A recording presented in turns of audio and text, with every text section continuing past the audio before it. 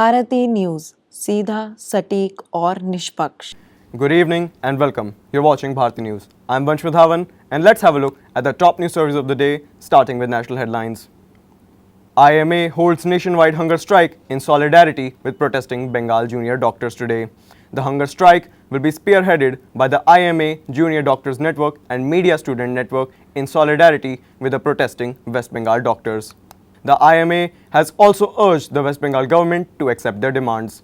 The Indian Medical Association has announced a 24-hour hunger strike in solidarity with West Bengal junior medics on October 15th. The hunger strike will be held by IMA's Junior Doctor Network (JDN) and supported by IMA's Action Committee.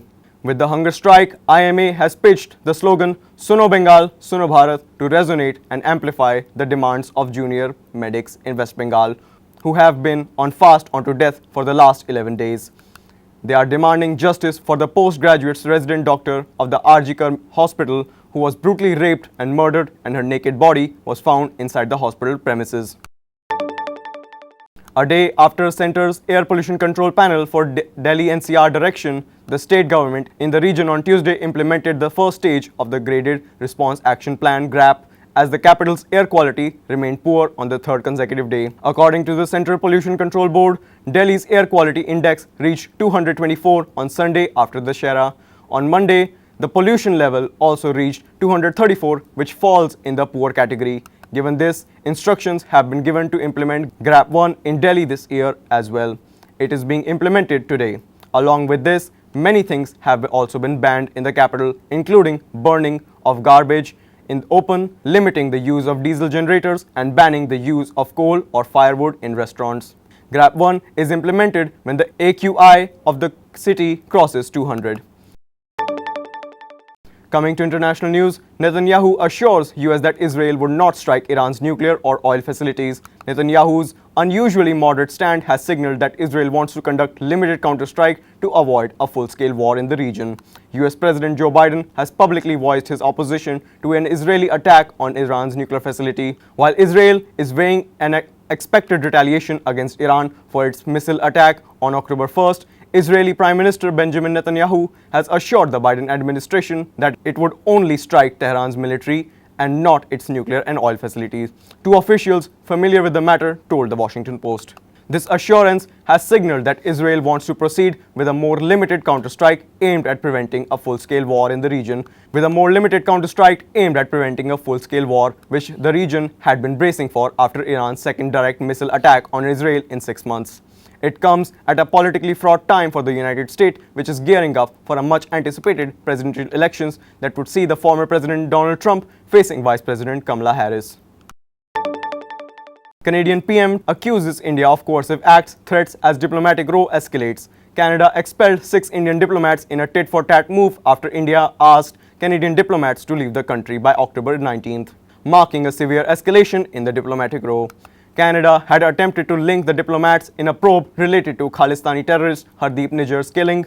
The ongoing diplomatic row between India and Canada over the death of the Khalistani terrorist Hardeep Singh Nijjar witnessed a major escalation on Monday as the government of India expelled 6 Canadian diplomats, hours after recalling the Indian High Commissioner and some other officials from Canada. This comes in response to Canada's attempt to link Indian High Commissioner Sanjay Kumar Verma and other diplomats to probe into Nijjar's killing. Coming to sports news, New Zealand dealt huge blow ahead of Test series against India. Key pacer ruled out the 3-match Test series between India and New Zealand is set to get underway on October 16th at M. Chin Swamy Stadium in Bengaluru.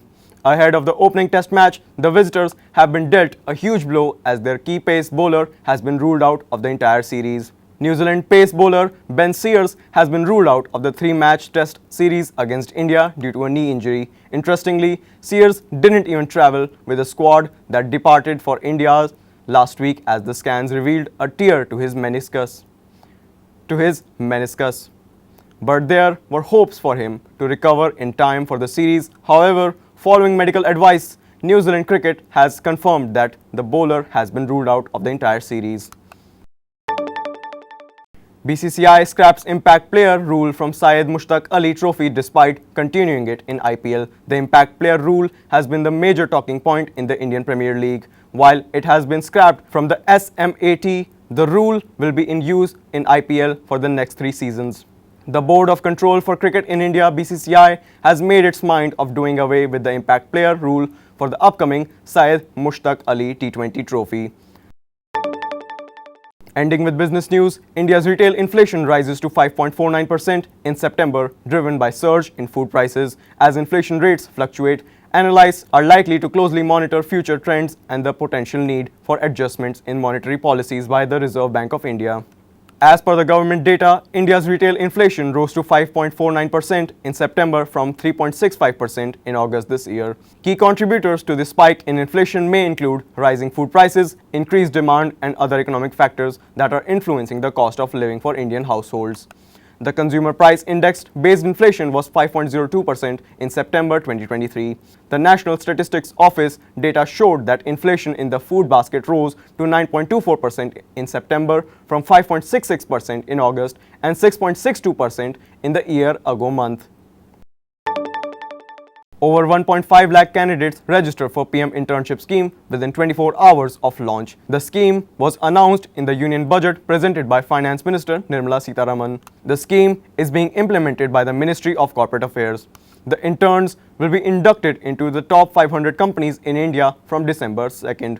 After the launch of the PM internship scheme, over 1.55 lakh candidates have applied for the scheme within 24 hours, sources said on Sunday. In October, the dedicated portal for the scheme went live for registration at 5 p.m. The target for the scheme's pilot project was to have 1.25 lakh candidates, which crossed in just 24 hours. The internship under the scheme will begin on December 2nd. The scheme's provisions a monthly financial assistance of Rs 5,000 for 12 months and one-time grant of 6,000 rupees for an intern. So that concludes our news bulletins for today. Thank you for joining us. Stay tuned to Bharti News for continuous news coverage and more updates. Wishing you a good evening and a great night ahead. Thank you.